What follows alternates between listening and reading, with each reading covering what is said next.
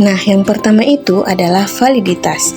Nah, di sini sudah ada 10 contoh soal, 10 soal yang telah dijawab oleh masing-masing 10 siswa. Nah, bisa kita lihat pada tabel di atas. Nah, di sini saya akan menjelaskan bagaimana cara menghitung R-tabel, R-hitung. Nah, dalam R-tabel kita menggunakan yang sudah ditentukan, di mana di sini ada 10 nomor. Yang dikatakan di sini bahwa DF sama dengan N dikurang 2. Nah, di mana N ini adalah 10 responden atau 10 siswa. Kemudian kita kurang menjadi 2, jadi menghasilkan 8. Nah, sehingga kita memilih tingkat signifikan 0,05, yaitu 0,6319. Nah, kemudian kita pindahkan ke di bawah R-tabel. Nah, di sini kita sudah menentukan semuanya. Selanjutnya, kita akan menghitung R-hitung. Nah, bagaimana sih cara menghitung R-hitung? Nah, di sini kita menggunakan rumus Corel. Kemudian kita blok semua bagian tabel nomor 1. Kemudian beri koma. Kemudian blok tabel jumlah. Kemudian enter. Sebelum kita enter, kita perlu mengunci dulu rumus ini sehingga bisa kita menarik langsung.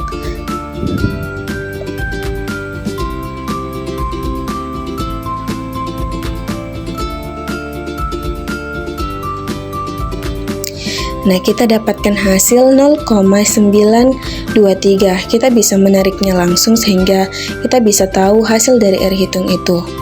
Nah, selanjutnya adalah kesimpulan dari R-tabel dan R-hitung ini, di mana apabila R-hitung lebih besar daripada R-tabel, maka dikatakan valid. Nah, apabila tidak, maka itu tidak dikatakan valid. Kita menggunakan rumus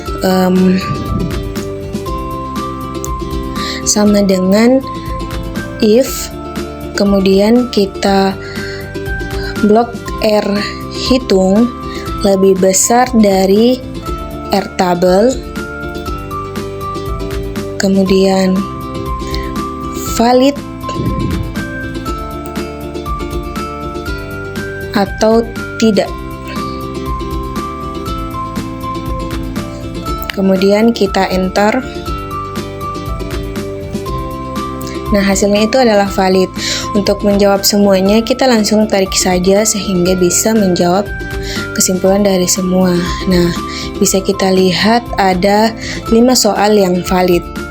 Nah, selanjutnya adalah cara menghitung reliabilitas.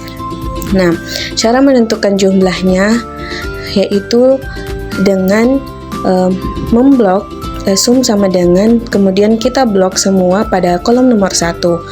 Nah, sehingga kita bisa mendapatkan hasilnya.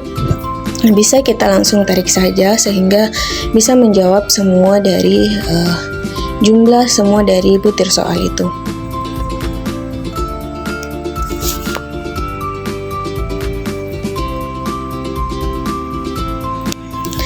Ya, kemudian kita menghitung N. Nah, N ini adalah jumlah siswa atau jumlah responden. Kita langsung tulis yaitu 10. Kemudian N dikurang 1, yaitu 10 dikurang 1 sama dengan 9. Nah, selanjutnya ini adalah P. Nah, cara menghitung P ini adalah dengan sama dengan jumlah, kemudian kita bagi dengan 10 atau jumlah responden. Nah, kita langsung enter, kemudian kita tarik.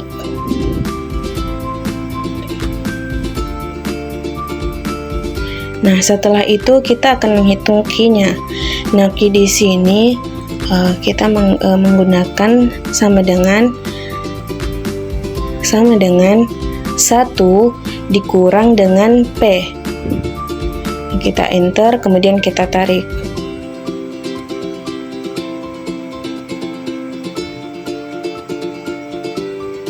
Nah, setelah menentukan Q, kita menentukan PQ. Ini adalah dengan mengalihkan P dan Q.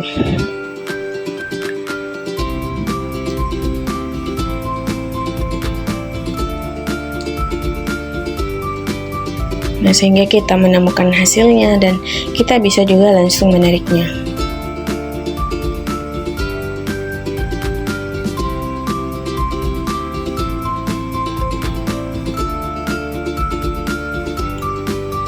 Nah, setelah itu kita menentukan sigma PQ atau jumlah dari PQ ini. Nah, kita langsung saja kita tulis dulu sama dengan sum. Kemudian kita memblok semua PQ sehingga kita dapat mengetahui jumlah dari PQ ini.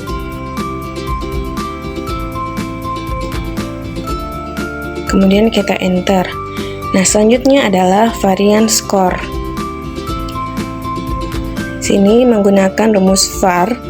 Kemudian kita memblok dulu tabel jumlahnya. Kemudian kita enter. Nah, kemudian KR20.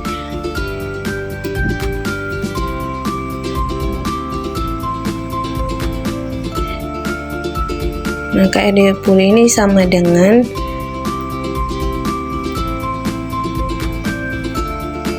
N atau jumlah responden dibagi dengan N dikurang 1, kemudian kita kali dengan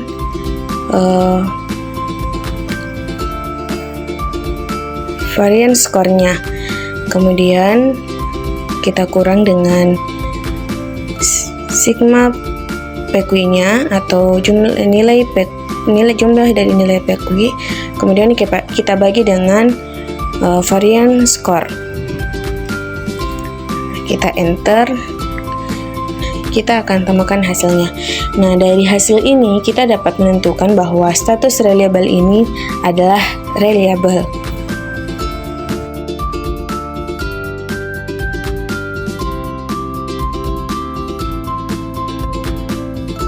Nah, selanjutnya adalah tingkat kesukaran. Cara menentukan jumlah sama seperti tadi dengan sama dengan sum, kemudian kita blok semua pada kolom nomor 1. Nah, kemudian kita enter. Dan selanjutnya kita tarik.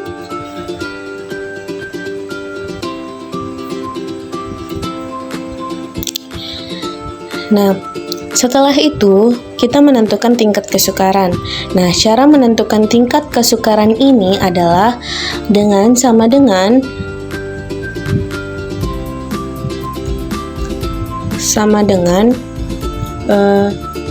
jumlah, kemudian kita bagi dengan 10, di mana 10 ini adalah jumlah siswa atau jumlah responden. Nah, setelah itu kita tarik dan selesai. Nah, untuk menentukan kategorinya ini terdapat tadi tabel di samping mengenai tabel tingkat kesukaran. Kita lihat seperti 0,6. Nah, 0,6 ini berada pada tingkat kesukaran yaitu soal sedang. Seperti selanjutnya yaitu sedang, soal mudah, dan seterusnya. Nah, selanjutnya yang terakhir itu adalah cara menentukan daya beda. Nah, di sini sebelum kita menentukan daya beda ini, kita perlu membagi dulu menjadi kelompok atas dan kelompok bawah. Cara menentukannya ini dengan cara mengurutkan dari jumlah yang tertinggi ke jumlah yang terendah. Kemudian untuk menentukan rata-ratanya, yang pertama itu adalah dengan average, kemudian kita blok pada kolom nomor 1 hanya pada kelompok atas, kemudian kita enter. Nah, kemudian kita tarik sehingga menghasilkan semua jawaban. Nah, selanjutnya itu adalah rata-rata bawah. Sama seperti tadi dengan rata-rata atas, yaitu menggunakan rumus average.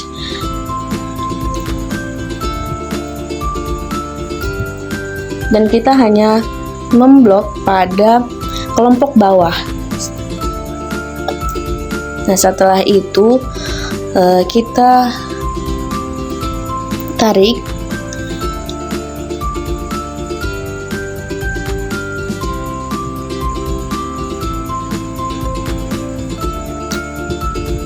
ya.